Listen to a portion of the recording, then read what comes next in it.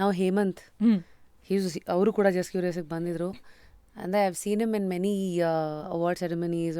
ಅಂದರೆ Filmfare ಹೈದರಾಬಾದೆಲ್ಲ ಆದಾಗ we're all a team. Like ಇಲ್ಲಿಂದ ಅಲ್ಲಿಗೆ ನಾನು ಹೋಸ್ಟ್ ಮಾಡೋಕ್ಕೆ ಹೋಗಿದ್ದೆ. ಐ ಹ್ಯಾವ್ ಸೀನ್ ಕ್ಯಾಮ್ರಾ ಮುಂದೆ ಹೇಗಿರ್ತಾರೆ, ಸೆಟ್ಟಲ್ಲಿ ಹೇಗಿರ್ತಾರೆ, and in real how he is ಅಂತ. ಆ್ಯಂಡ್ ಯಾವ್ಯಾವ್ರಿಗೆ ಮಾತ್ರ he opens up. And so ಈ ಥರ ಬ್ಯಾಕ್ಗ್ರೌಂಡ್ ಇರೋ ಹೇಮಂತ್ನ as a director, you want to describe us like how you look at him and what you noticed in him. ಅಂದರೆ ನಾನು ಅವ್ರಿಗೆ ಮೆಸೇಜ್ ಮಾಡೋಕ್ಕೂ ಮುಂಚೆ ಅವ್ರ ಸಿನಿಮಾಸ್ ಎಲ್ಲ ನೋಡಿದ್ದೆ. ಐ ಹ್ಯಾಡ್ ವಾಚ್ ಗೋಧಿ ಬಣ್ಣ ಸಾಧಾರಣ ಮೈಕಟ್ಟು ಮತ್ತು ಕೌಲುದಾರಿನೂ ನೋಡಿದ್ದೆ. ಆ್ಯಂಡ್ ಅವ್ರ ಫಿಲ್ಮ್ಸ್ಗೆ I had a lot of appreciation and respect. ತುಂಬ ಇಷ್ಟ ಆಯಿತು ನನಗೆ ಅವ್ರ ಎಲ್ಲ ಸಿನಿಮಾಸ್ದು. Again it's another situation of ನನಗೆ ಆ ಜಾನ್ರ್ ನೆಸೆಸರಿಲಿ ಅಷ್ಟು ಇಷ್ಟ ಆಗಿರಲಿಲ್ಲ. ಅಂದರೆ if you tell me okay ಒಂದು ಪೊಲೀಸ್ ಆಫೀಸರ್ ಥ್ರಿಲ್ಲರ್ ಅಂತ ಹಂಗೆ ಹೇಳಿದ್ರೆ, ಅಥವಾ ಮರ್ಡರ್ ಮಿಸ್ಟ್ರಿ ಆ ಥರ ಒಂದು ನನಗೆ ಬರೀ ಒಂದು ಜಾನ್ರ್ ಆಗಿ ಹೇಳಿದ್ರೆ I am not so interested in that. But ಅವ್ರು ಆ ಕಥೆನ ಪ್ರೆಸೆಂಟ್ ಮಾಡೋ ರೀತಿ ಫಾರ್ ಮೀ ಆ್ಯಸ್ ರುಕ್ಮಿಣಿ, ನನಗೆ ಮೋಸ್ಟ್ಲಿ ಕ್ಯಾರೆಕ್ಟರ್ಸ್ ಇಮೋಷ್ನಲ್ ಸ್ಪೇಸ್ ಬಗ್ಗೆ interest. So and for me ಅದು ಲವ್ ಸ್ಟೋರೀಸ್ ಮೂಲಕ ಅಥವಾ ಯಾವುದೇ ಜಾನ್ರ್ ಇರಲಿ, ನನಗೆ I am more interested in the emotional space of the characters.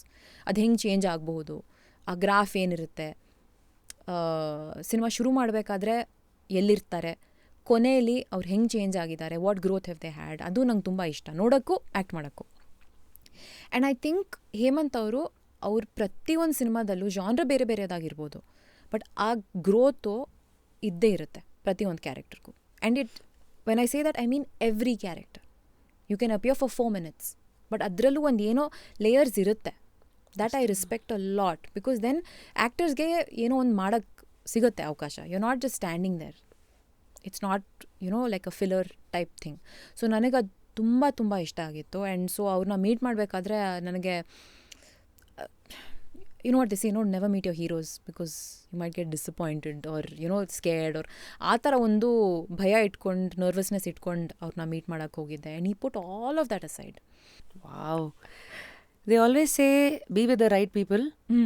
Half the things are already gone, sorted. They can't be. ಅಂದರೆ ಇಂಗ್ಲೀಷಲ್ಲಿ ಒಂದು ಸೇಯಿಂಗ್ ಇದೆಯಲ್ಲ, if you are with clowns don't be surprised when there is a circus ಅಂತ. This is the other way around. You are with some intelligent people, ಆ craft ಬಗ್ಗೆ ಅವ್ರಿಗೆ ಗೊತ್ತಿದೆ, success ಅವ್ರ ಹಿಂದೆ ಇದೆ. So when this happens, of course ನಿಮ್ಮ hard work ಎಲ್ಲ ಇದೆ.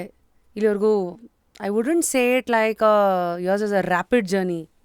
You've had your highs and lows, but still compared to few, maybe I can say to some extent, ಕೆಲವು ವಿಚಾರದಲ್ಲಿ you've rapidly gone few places ಅಂತ. ಇದನ್ನ ಯಾವ ಸ್ಕೂಲ್ ಆಫ್ ಥಾಟಲ್ಲಿ ನೋಡ್ತೀರಾ? Luck ಅಥವಾ I don't know what's happening, ಅಥವಾ it's a mix of everything? What at 28 how do you understand luck and life and possibilities and probabilities? ನಾನು luck is always there.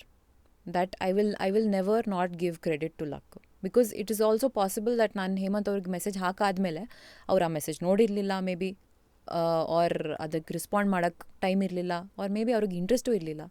It could have been any one of those scenarios could have been the one that happened. By some stroke of luck ಅವ್ರು ಆ ಮೆಸೇಜ್ನ ನೋಡಿದ್ರು, ಅದನ್ನು ನನ್ನ Instagram ಪ್ರೊಫೈಲ್ನ ನೋಡೋಕ್ಕೆ ಹೋದರು. ಅದರಲ್ಲಿ ಯಾವುದೋ ಒಂದು ವಿಡಿಯೋನ ನೋಡಿಕೊಂಡು, ನಾನು ಯಾವುದೋ ಆಡಿಷನ್ ವಿಡಿಯೋದು ಹಾಕಿದ್ದೆ, ಔಟ್ಟೇಕ್ಸು, ಬ್ಲೂಪರ್ಸು, ನಗ್ತಾ because it not gone well ಆ ಆಡಿಷನು. ನಾನು ಏನೋ ಒಂದು ಬ್ಲೂಪರ್ಸ್ ಹಾಕಿದ್ದೆ, ಅದನ್ನು ನೋಡಿಕೊಂಡು okay this looks kind of like my Priya ಅಂತ ಅಂದ್ಕೊಂಡು ರೆಸ್ಪಾಂಡ್ ಮಾಡಿ, okay please can we schedule an audition ಅಂತ it took that route. That is all luck. ಕೊನೆಗೆ ನಾನು ಆ ಆಡಿಷನ್ ಪ್ರೆಪ್ ಮಾಡಿದ್ದು, ಹೋಮ್ವರ್ಕ್ ಮಾಡಿದ್ದು, ಅದೆಲ್ಲ that's what the work I've done in. That's what that demands of you. Yeah. ಅಲ್ಲಿವರೆಗೂ that part was all luck. So luck is definitely there, and that is something you have to resign yourself to. ಅದ್ರ ಬಗ್ಗೆ ತಲೆ ಕೆಡಿಸೋ ಪ್ರಯೋಜನನೇ ಇಲ್ಲ.